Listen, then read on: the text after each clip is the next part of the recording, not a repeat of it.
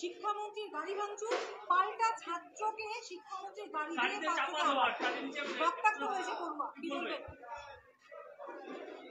গোটা পশ্চিমবঙ্গে ক্যাম্পাস রক্তাক্ত হওয়া 2011-র পর থেকে শুরু হয়েছে সরকারি দায়িত্বে। আজকেও তাই হলো। সরকার যখন ক্ষমতায় থাকে, দায়িত্বে থাকে, তখন তাকে নমনীয় হতে হয়। বিশেষ করে ছাত্রদের প্রতি তো হতেই হয়।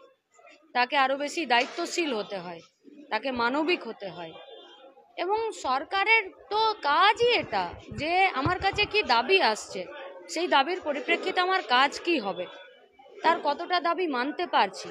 আর সেই দাবিটা না মানতে পারলে যতটা মানলাম, তারপরে আবার ছাত্ররা, সাধারণ মানুষরা, এরা সব বিরোধিতার জায়গায় থেকে আন্দোলন করে। গণতন্ত্রের তো সংজ্ঞা এটাই, সংসদীয় গণতন্ত্রের সংজ্ঞা এটাই। কিন্তু একতরফাভাবে যদি কেউ গায়ে জোর দেখায়, আপনারা বলুন না, কতদিন বন্ধ আছে কলেজ ইউনিভার্সিটির নির্বাচন? কেন? সমবায়ের নির্বাচনগুলোতে বামপন্থীরা জিতছিল বলে এখন সমবায়ের নির্বাচনগুলো পঞ্চায়েত নির্বাচনের আদলে করতে শুরু করে দিল। কোথায় হলো না? দুর্গাপুর, তার সঙ্গে এই বিগত 4-5 দিনে যতগুলো সমবায় নির্বাচন হলো, তাই তো।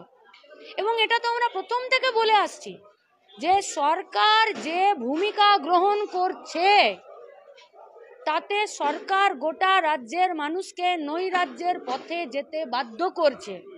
এই ছাত্ররা তো ভেতরে ঢুকে তারা তাদের দাবির কথা জানিয়েছিল, বলেছিল।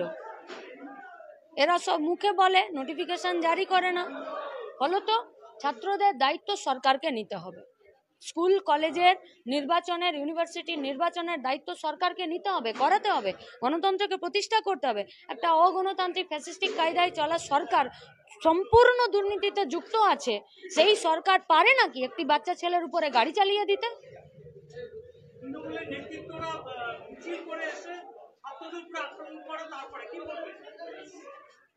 যে সরকার একটি বাচ্চা ছেলের উপরে গাড়ি চালিয়ে দিতে পারে, সেই সরকার অবরোধকারী তাদের উপরে এসে চড়াও হবে না, এটা তো কোথাও হয় না।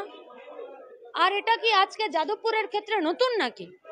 গোটা পশ্চিমবঙ্গে বিগত 13 বছর ধরে তাই তো চলছে। যারাই আন্দোলন করছে, যদি তার কোনো রাজনৈতিক ছাপ সোকল্ড না থাকছে, তাহলে তাকে টাকা দিয়ে চুপ করানো, তাকে ভয় দেখানো, তাকে হুমকি দেওয়া, তাকে কেস কাবারি দেওয়া। আর যদি তার কাঁধে রাজনৈতিক ঝান্ডা থাকছে, বিশেষত যদি বামপন্থী হচ্ছে, তাহলে তো কেল্লা ফতে, দিয়ে দাও মামলা, দিয়ে দাও কেস, আর ভরে দাও জেলে, আর মারো, ধরো, খুন করে দাও। অরূপ বিশ্বাস বলেছে আগুন নিয়ে খেলবেন না, আর সায়নী ঘোষ বলেছে শান্ত পরিবেশকে অশান্ত করছে এতে কালচার। কি বলবেন?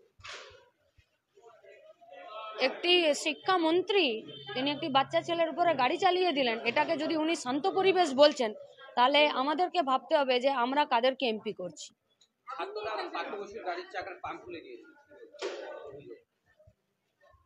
এটা কোনো অভিযোগ হলো? একটা সরকারের গাড়ি, তার চারিদিকে পুলিশ প্রশাসন, মিডিয়া কিলবিল করে তার চারিদিকে। কোন অ্যাঙ্গেলে ছবি চাই আপনার বলুন না? এগুলো কোনো অভিযোগ? আর একটা চাকার হাওয়া খুলে দিল, আর তুমি বাচ্চাটার খুলি ফাটিয়ে দেবে?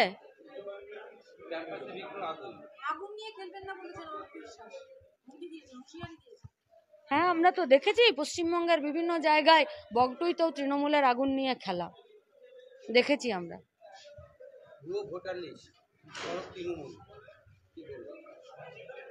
কি বলবো বলুন, এগুলোকে নিয়ে মানে বলতেও আর ইচ্ছে করে না।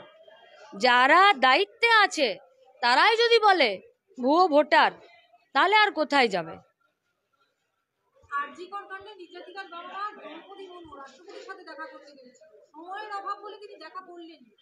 দেখুন, এই যারা রাষ্ট্রপতি আছেন, যারা মোহন ভাগবত আছেন, যারা বিজেপির পার্টি আছেন, আপনি তাদের আদর্শের দিকে তাকান, তারা মনুবাদীতে চলে। সেই মনুবাদীতে আপনার এবং আমার জায়গা হয় লেবার রুমে, নইলে কিচেন রুমে। তারা একটি মেয়ের ধর্ষিতা হয়ে খুন হয়ে যাওয়ার বিষয়ে তারা এই একবারে নির্যাতিতার পরিবারের সাথে দেখা করবেন? এর আগেও তো স্বরাষ্ট্রমন্ত্রী এসেছিলেন, দেখা করেছিলেন? করেননি তো।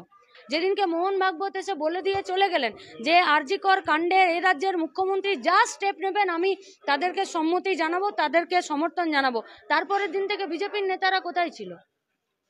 ভাটপাড়া উৎসব এবং পানিহাটি এমএলএ কাপ উৎসব সামনে এইচে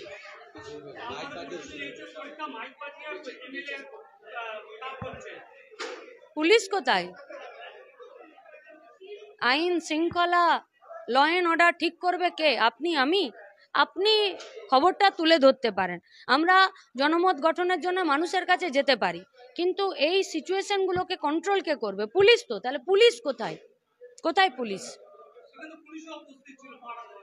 তাহলে একইভাবে আজকে মিনারপুরে যে আজকে সভা হলেন কক্সবাজারে স্বামীর জন্য কি বলবেন? পুলিশ পারমিশন দিয়েছে তো, আমাদের তো বাইরে মাইক ছিল না, ঘরের ভেতরে তো। আর আমরা এটুকু বলতে পারি, গোটা এই সভা চলাকালীন সময়ে কেউ যদি এসে বলেন যে না এটা বন্ধ করে দিন, আমাদের কর্মীরা কমরেডরা কেউ এই বিষয়ে একটা শব্দ বলতো না। এর আগে যাদবপুর বিশ্ববিদ্যালয়ের অবশ্যই গৃহ, এবার শিক্ষামন্ত্রী ব্রাত্য বসু ফের উত্তপ্ত শিক্ষাঙ্গন, কি বলবেন? শিক্ষার জায়গাগুলো শিক্ষিত এবং শিক্ষার প্রসারের ঘটানোর জন্য, যেখানে দুর্নীতিগ্রস্তরা আসবে এবং অশিক্ষিতরা আসবে, ছাত্রছাত্রীরা তো তাদের প্রতিবাদ করবেই। ব্রাত্য বসুর কথা বলছেন, এই ব্রাত্য বসুর প্রতি ছাত্রদের তাদের কোনো নির্দিষ্ট দাবি থাকতে পারে নাকি? ব্রাত্য বসুর কথা বলছেন, সাধারণ যুবদের তার প্রতি কোনো বিক্ষোভ থাকতে পারে না, ক্ষোভ থাকতে পারে না, কিন্তু সেখানে তো যুবরা কেউ ছিল না। এই ব্রাত্য বসুই তো বলেছিলেন যে বেশ করেছেন নিজের দলের চাকরি দিতে পারবে। আমরা বলছি বেশ করেছেন, আপনি এই লাইনটা বলেছেন, প্রকাশ্যে বলুন যে বেশ করেছি, আমার রাজনৈতিক দলের ছেলেপুলেদেরকে চাকরি দিয়েছি। আমরা বলছি তার আগে একটা শব্দ লাগিয়ে দিন, যোগ্যতার ভিত্তিতে স্বচ্ছতার সাথে দুর্নীতি মুক্ত হয়ে আমরা চাকরি দেবো।